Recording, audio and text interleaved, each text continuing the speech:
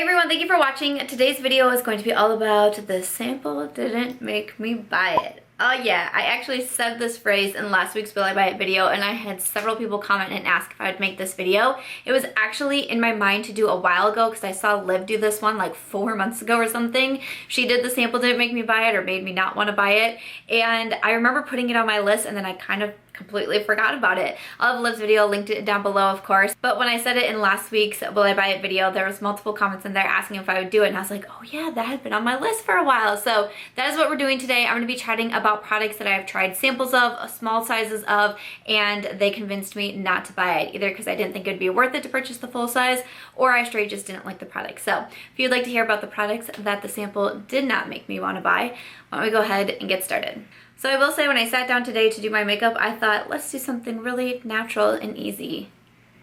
And I somehow ended up with a black smoky eye. I don't know if I've ever done a black smoky eye, maybe once in my life. So this was a little intimidating, but we're still gonna roll with it because that's what happened. But in my Will I Buy It video last week, I was talking about a cosmetics and that they were coming out with their matte CC cream, and this is what kind of sparked people to leave those comments of doing this video, because I said, you know, I've tried so many different samples of the cosmetic CC cream. It's a bestseller. So many people love it and rave about it, and I just said, you know, it was fine, but the sample didn't make me want to buy it, and that's why I also was not going to purchase the matte one. And yeah, it's true. I mean, I have probably tried so many samples of that CC cream, because again, it's like one of those things that you're like, I feel like I'm doing something wrong because why does everybody else love it? And it's not that I disliked it, and it's not that I thought it was terrible, but it was just like, meh, okay, like didn't convince me that I needed to go out and spend the money on the full size, so I didn't. The next one that I have here is the Marc Jacobs Remarcable Foundation. I can't remember when I was talking about this one. It might have been in another Will I Buy It video, and I was talking about, was it the Will I Buy It video? No, it was makeup that I don't regret not buying, and I was talking about the new Marc Jacobs foundation because it didn't have great reviews. And I mentioned in there that I was a little bit hesitant to buy it because my least favorite foundation I have ever tried was the Marc Jacobs Remarcable Foundation. I'm like, I know that they're different foundations, but still, like when something leaves that bad of a taste in your mouth, you're like, do I want to try another foundation from that same brand? I got a sample of this one, and I am so glad I did, because this was a while ago, and it was when I was still like kind of, I didn't really know my makeup vibes yet. I didn't really know what I gravitated towards. I really didn't even know really anything about how to buy foundation, about my skin tone, my undertone, anything like that. Like I couldn't even have told you a couple years ago if I had like dry, oily, combo, normal skin. I was just like, oh, I have skin, neat, like, huh? And I was seeing everybody talk about it, rave about it, using it in their tutorials. Everybody looked great, and I was like, I'm definitely gonna buy it. But it's a higher price foundation. I ended up getting a sample of it, and so glad I did, because that foundation looked terrible on me. It looked so bad on me. It was so full and so thick and so full coverage and so just everything that was wrong for my skin tone, and everything that like, for my skin tone, for my skin type, and everything that like I don't like in a foundation, that I was like, thank goodness I did not buy this full size. And I tried it a couple times. Like I tried it more times than just the once, and I was like, no, I can't make this work. I cannot make this work for me. So thank goodness that I did not go out and purchase the full size, because that sample sure steered me in the right direction. Another foundation that I put on my list was the Fenty Foundation, their Pro Filter Matte Foundation or something like that. I also got a sample of this one. When the Fenty Foundation came out, of course, everybody was so excited about it, and everybody was raving about it. I feel really weird when I look at myself in the viewfinder, like, I'm not used to this kind of makeup. That's what we're rolling with today. But everybody was so excited about it, you know, a new brand and the 40 Shades of Foundation. It was super exciting. But when I was reading about what the foundation was going to be, I was like, I don't think I'm going to like this foundation. It's full coverage, it's matte, long wear. I'm like, probably not going to be for me. And wow, like especially in the beginning when you said that you didn't want something from Fenty, people came at you, and they came at you really hard. And I got called some of the worst names I've ever been called over saying, I'm a person with dry skin and I don't want to purchase a foundation that I don't think is going to work for my particular skin type. And wow, people could not get past that. And I was like, okay. And I still didn't want to go buy a full size because I was like, I have a really good feeling that this foundation is not going to be for me. And I ended up getting a sample from Sephora, and I'm so glad that I did because I was able, like, I even tried it out on camera and I was like, do you guys see what I see? This doesn't look good on me. Like, some matte foundations end up looking good on me. I have the Colourpop No Filter on today, and that's supposed to be a matte foundation. I really like this one. I think it looks good. So I'm glad that I still gave it a chance with the sample, because then, and especially doing it on camera, you could see that that foundation did not look the best on me. I'm glad that I went with the sample, and I'm glad that I decided to hold firm and not purchase the full size, because that would have been a waste of money for me, because the sample showed me we definitely would not have gotten along. Another one, I got a sample of the Nars Radiant Creamy Concealer. Is that the one? The bestseller, the holy grail for so many people. When I was first popping on YouTube, everyone was like, you need the Nars, you need the Nars, the Radiant Creamy Concealer, it's so good, you gotta have it. Do you have it? You don't have it, you're not a beauty blogger if you don't have that Nars Radiant Creamy Concealer. And I'm like, okay, I'm gonna get a sample of this once again. And I tried it, and again, it just, no, it just didn't work out for me. And I remember this too being at the time where I was like first getting into YouTube and first switching from, I used to have a book channel because I'm an author and a book blogger, and I was transitioning from being, you know, solely a beauty channel. And I was like, I clearly don't know anything about makeup. Like, if all of these products that people are saying works for them so well and they're not working for me, you should just stick with books, girlfriend. Like, what is wrong with you? But I've mentioned the Nars Radiant Creamy Concealer in past videos as well, and so many other people say, you know, this one was not for you either, it didn't work out for you. It was too thick for me, it was too hard to blend out, and maybe like being more of a beginner had something to do with that too, that I was like, what am I doing? And you know, I didn't have the magical tool of a beauty sponge back then, and I was using brushes, and I just felt like it was too heavy on my under eyes, and I did not like it. So thankfully I just had a sample of that one, and it said, no girl, do not purchase the full size. The next one is another concealer. This is from Tarte. I believe this was called their Creaseless Concealer.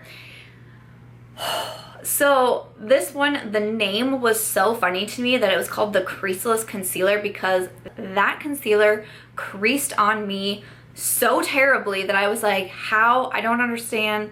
How did you get your name? And I'm trying to think, did Tarte just come out with the Creaseless Concealer? Did they like redo it or repackage it and come out with it? I want to say maybe they did, but I'm honestly kind of like not paying attention to Tarte releases lately, and there's just like too much, and so many things were just like repackaged that I'm like, what's going on? But I want to say that I was watching, was it Puffin's wife maybe? That I was just watching her video this morning, and I thought she was talking about the Creaseless Concealer, and I was like, wait a second, and that like it was a new product, and I'm like, no, I've tried that one. Like, I've tried that one in a sample, because I think it was in my full face of samples challenge that I tried that one, and you saw how terrible it looked on me. I know I used it a lot in that video, so I came back, I had like one of those little like square sheets with like a dot of concealer in them. I went back and I tried it again, and it was still the same thing. Again, super thick, super heavy, very hard to blend out, and just so creasy on me. So, Creaseless Concealer. No. No. Okay, another one is the Anastasia Beverly Hills Brow Pomade. This is another one that I did in my full face of samples video, and in my defense in that video and why I thought it looked so terrible is because the shade was totally wrong. I got, again, like one of those, just like the cardboard thing of different shades on there, and none of them were my shade. They all started of like medium brown hair and up, so I just did the lightest one there, which was way too dark for my brows, but I was like, no worries about it. I'm also trying a new brow pencil, so I'm just not very confident today, if you can tell. I'm trying, Raw Beauty Christy did a really good tutorial, some MAC pencils and the Benefit Gimme Brow, so I tried that, so see what kind of comments I get on them. But yeah, it was way too different of a shade for me, but I realized then that pomades are not where I'm skilled at, and I'm not really very skilled at brows. And again, if you have been watching me for a while, I was on YouTube for probably a full year without doing my brows. Again, should have stuck with books. I know, I get it, I hear you. But I think I delved into pomades too soon. Now I'm okay at them. I'm not the best, and I don't reach for them a ton because I'm not super confident with them, and I also feel like it just gives me too much of like that Instagram brow, you know? Like, I feel like with pencils you can be a little bit more natural, and that one to me is a little bit too like, I want to get reposted on Instagram, you know? Yeah, no, that one was not good. Okay, so another one here that I have is the primer. It's the Too Faced Hangover RX Primer, I think is what it's called, RX Hangover Primer. So people started raving about this one and they said it was so good, and I got a little sample, you know, probably just from like Sephora or Ulta or whatever. I got a little mini guy of it and I was trying it, and I guess maybe just because it had been raved about so much, I was like, I'm gonna absolutely love this. I'm gonna fall in love with it. I'm definitely gonna buy the full size of it. And I was like, it's fine, but like the sample didn't make me want to buy it. Name of this video. But yeah, I just thought it was okay, and honestly it kind of kept getting pushed back to the wayside, and when I found it when I was doing some cleaning one day, I was like, oh gosh, I only used this thing like 4 times and then I was over it. So meh, that one was just fine. Another one that I have here is the Kat Von D Tattoo Liquid Liner.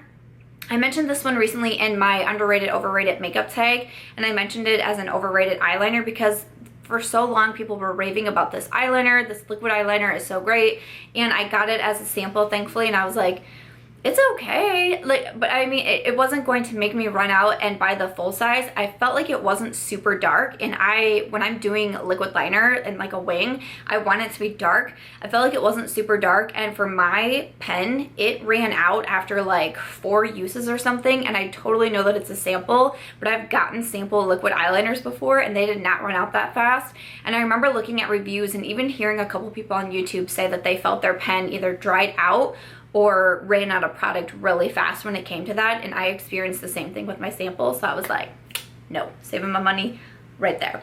Another one that I have is the Bite Beauty Agave lip masks. I feel like so many people love these lip masks, and I feel like people are gonna get mad at me. And whenever I talk about having dry lips, people are like, the Bite Beauty Agave lip masks are so good, and I'm like, I've tried them. They were fine. And again, I had like that little like cardboard sheet, and there was a couple different like scents on there or whatnot, and I mean I just thought that they were okay. They just didn't blow me away, and they're super pricey. For one, I don't know, it's like in the 20s or something, like it's the price of like a lipstick, and I just feel like some of my balms and some of my glosses and like my lip masks do me just fine. So not bad, but the sample definitely didn't encourage me to want to go out and spend that kind of pricey amount on just a lip mask. Another one that I have here is the Smashbox. It's their Photo Finish Eye Primer, I think is what it's called. So I've actually had a couple of these samples, and I really don't even know why I've gotten so many of these samples, if it's just like that was my option, like checking out from Ulta or whatever. But I know that I've had a couple of these samples, and I don't know if I've ever actually gone through one because I just like don't really see what they're doing. To me, it's like a super thin eye primer, and the minute that I'm putting it on, I feel like it's gone. I gravitate towards eye primers that can kind of help with discoloration a bit as well, because I can have a lot of like redness, or like my veins can peek through. So when I use something that's just a little bit, I don't even know if I want to say more coverage, but it just has like, it's just able to hide that discoloration. I prefer that. And then I also want primers that I feel like are doing something, and that was a primer that like when I put on, I felt like it was just like gone, never to be seen again. So the next one I have is a mascara, and honestly for this video I actually went back and went through so many of my recent Sephora purchases, because I especially was trying to look at the samples that I was getting, because I do get quite a bit of mascara samples, especially high-end. I like to try them out and see if they would be worth it, or just, you know, to be able to have in my collection and try out. I actually went back through my Sephora orders because I was like, I feel like I'm missing so many mascaras, because I know how many mascara samples I try. But once I started seeing the mascara samples that I was getting, I was like, I've really liked a lot of them. So that didn't really work. So one mascara though that I really did not enjoy, and I'm glad that I got this as a sample. This is from Tarte. It's the Maneater mascara. I honestly should just throw this away because it does absolutely nothing. Like, if I couldn't actually see mascara like on like the end of the tube when I open it, I honestly would think that this mascara didn't have any product in it, truly. Like, I would think that, because it does nothing for my lashes. And again, I put this one in my underrated overrated as an overrated mascara, because I almost purchased the full size of this so many times because I hear people talking about it, wearing it, using it, loving it, and it truly does absolutely nothing for me. So no, no, I would not buy the full size. I just have 2 more products left to talk about, and they're not your like traditional samples, but they are both from Natasha To Nonna, and I have the mini sunset palette and then also the mini blush and glow duo. So again, these aren't like samples, but they're, you know, smaller products of some of her bigger items. And this is when I started thinking about doing this video again, these were the first 2 items that were kind of sparking me, and how I was kind of saying, you know, I tried the smaller size and I like it, but I wouldn't purchase the bigger size, that sort of thing. So I still wanted to include them. So I got the mini sunset palette first. My friend Candace sent it over to me, and I like this palette. It's $25, I believe it is, and you have the 5 different shades here. I don't mind like the packaging or anything. I quite like it. Actually, it's really like small, compact, and I kind of like how slim it is too. There's no mirror on it or anything. You know, the shades in here are smaller, but I don't mind that. I'm very light-handed. I very rarely hit pan on anything, and I've used this one several times, and I feel like with most of my palettes, like you can barely tell I use it because I'm just that light-handed. So like these smaller palettes because I'm someone who gravitates toward these. I love that like mini palettes right now are kind of trending. I'm all about that because like that's what I want versus like a big huge palette. So I like this palette, but did this convince me to purchase her expensive palettes? She has palettes in like the $160 range. She has palettes in the $200 range. I mean, she has expensive, this is more than my vehicle payment eyeshadow palettes out there, which is crazy. Do I like this? Yes. Will I continue to wear it? Yes. Do I recommend this guy? Yes. Did this convince me to spend my hard-earned money to go buy the big one? No. No, it didn't. So hopefully that makes sense. That's kind of what I was saying when I first got and reviewed it, because I know some people are saying they don't love this, and I know some people are saying that they don't think this is the same quality as the bigger ones.